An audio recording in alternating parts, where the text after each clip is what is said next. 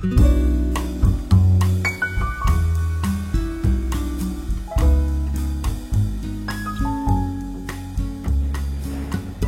Ibu saudara yang kekasih, selamat sore, selamat bersekutu di dalam Tuhan Yesus Kristus.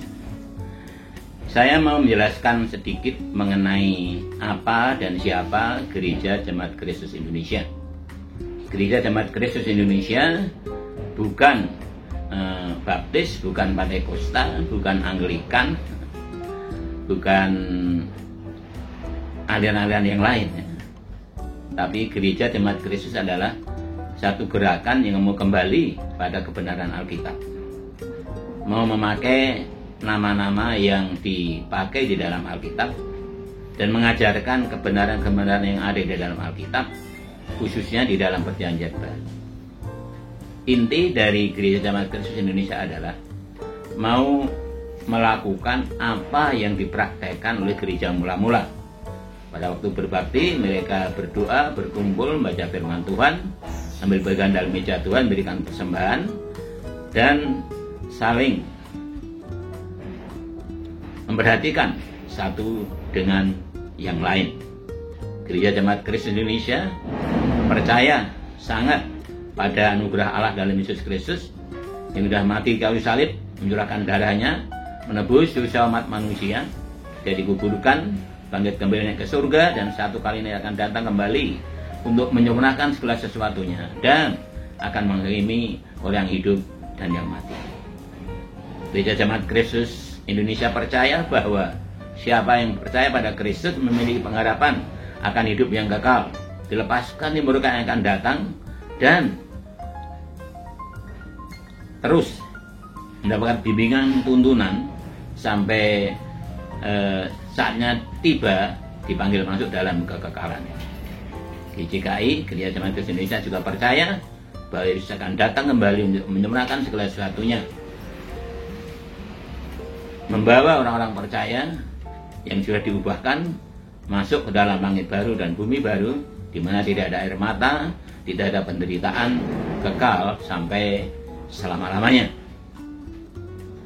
Oleh karena itu, sejak awal Gereja Jemaat Kristus itu berpegang pada satu prinsip yang dikenal dengan essential unity, dalam hal yang utama, dalam hal yang penting kesatuan, percaya pada Allah Bapa, Putra dan Roh Kudus, ajaran Trinitas, percaya bahwa Alkitab adalah firman Allah yang tidak pernah salah dalam naskah aslinya, percaya bahwa nama-nama yang dipakai untuk gereja adalah nama-nama yang terdapat di dalam Alkitab, persekutuan orang percaya, orang-orang kudus, dan sebutan-sebutan yang lain.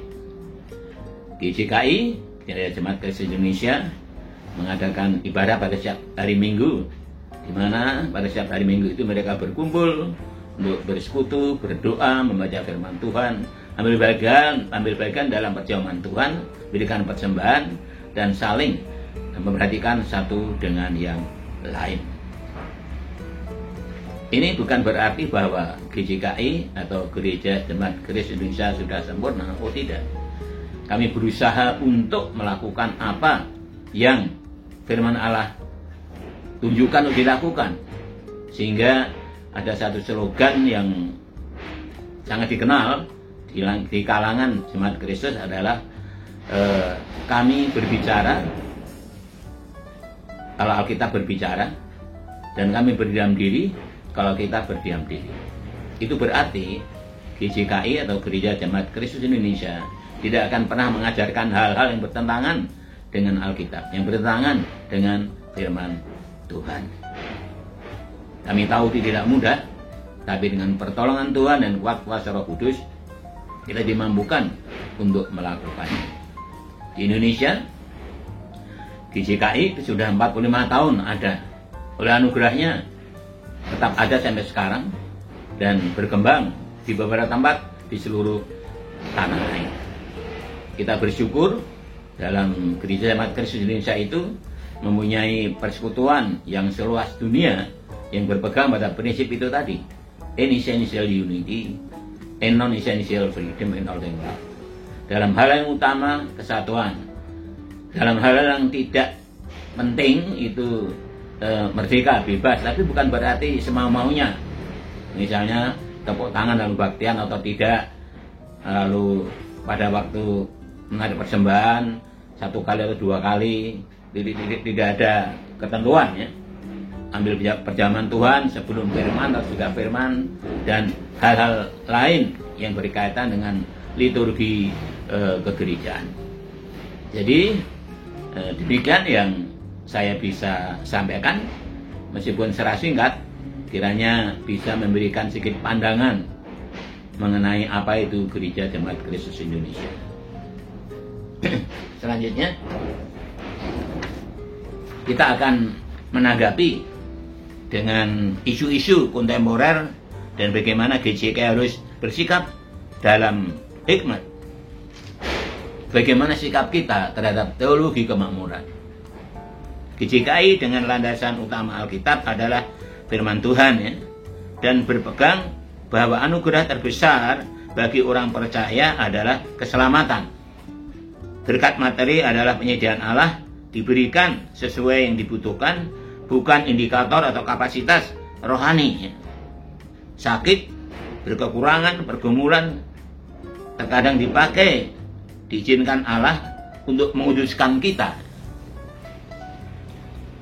Kita menjadi seperti Kristus.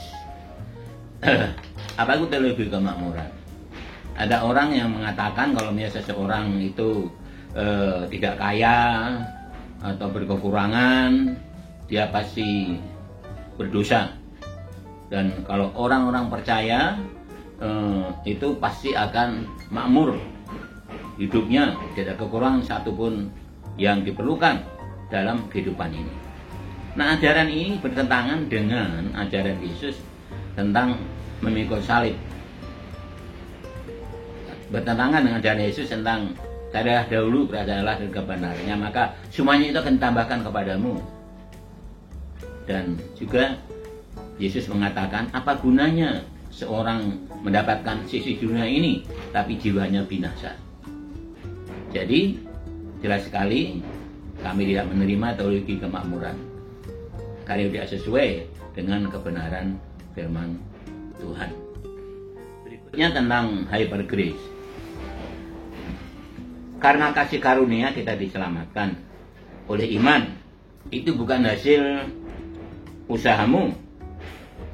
Kata hyper grace itu sebenarnya judul buku kritik terhadap penekanan kasih karunia, tetapi mengabaikan hidup moral dan kekudusan. Gereja bicara mengenai kasih karunia, belum tentu hyper grace.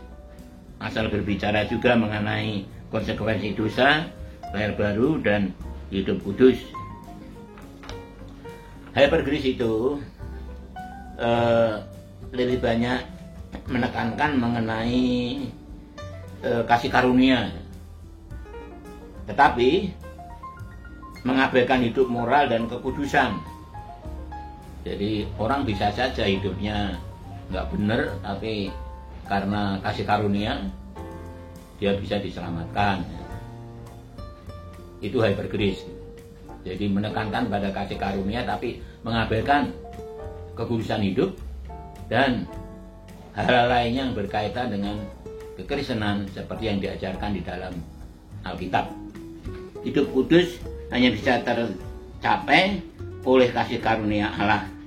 Hanya bisa terjadi oleh kasih karunia Allah. Kasih karunia Allah lah satu-satunya yang memampukan kita hidup kudus. Tanpa kekudusan tidak bisa kita melihat Allah. Penulis Ibrani dengan tegas mengatakan hal itu. Tanpa kekudusan kita tidak bisa melihat Allah. Kasih karunia untuk kekudusan maksudnya, kasih karunia Allah itulah yang memampukan kita untuk melihat kekudusan. Apa sih itu kekudusan? Kekudusan adalah sesuatu yang tidak bertentangan dengan firman Allah, sesuatu yang jauh dari dosa, sesuatu yang melanggar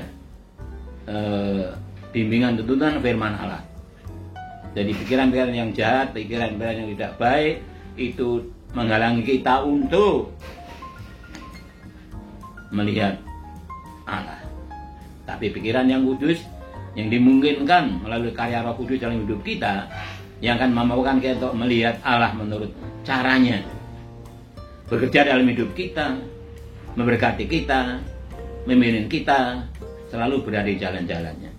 Hidup kudus bukan usaha kita sendiri, tapi hidup kudus dimungkinkan karena karya Roh Kudus dalam hidup kita semua yang sudah percaya pada Yesus sebagai Tuhan dan Juru Selamat. Selanjutnya, gerakan karismatik. Mukjizat ilahi adalah bagian dalam pelayanan yang terkadang Tuhan izinkan muncul untuk membawa seseorang menerima berita Injil. Ibadah karismatik tidak masalah di GJKI asal bukan tujuan utama. Seseorang sesudah menerima berita Injil lahir baru, dimenterkan Roh Kudus, bertambah dalam pengenalan firman Tuhan, bersekutu dan bermisi. Jangan sampai tanpa mukjizat kita kehilangan iman. Justru ketika mukjizat belum hadir, kita beriman bahwa mukjizat itu akan terjadi. Jadi Allah sendiri dalam Yesus Kristus yang mengerjakan mukjizat itu.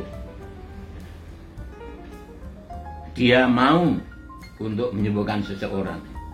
Masih ingat ketika seseorang datang kepada Tuhan Yesus, berita kusta itu mengatakan, Tuhan, jikalau engkau mau, engkau dapat menyembuhkan aku. Dan Tuhan berkata, aku mau. Maka orang itu disembuhkan.